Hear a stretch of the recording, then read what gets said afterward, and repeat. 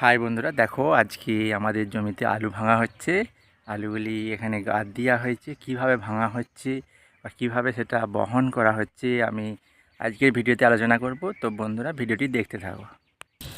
বন্ধুরা দেখো, জমিতে আলুর গাছ প্রায় নেই বললেই চলে।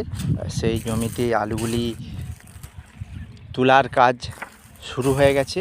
প্রথমে ন্যাঙ্গলের সাহায্যে ওই আলুর যে ভুঁড়ো, অর্থাৎ যেখানে আলুর গাছগুলি হয়েছিল সেগুলিকে প্রথমে ভুঁড়োগুলি ফাটিয়ে নেওয়া হয়েছে। তারপরে ফাটিয়ে নেওয়ার পরে আলুগুলিকে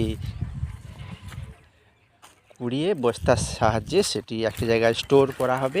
এই যে দেখো, এখানে স্টোর করা হচ্ছে, অর্থাৎ কিছুদিন এখানে স্টোর রাখার পরে হিমঘরে মজুত করা হবে অথবা বাজারজাত করা হবে।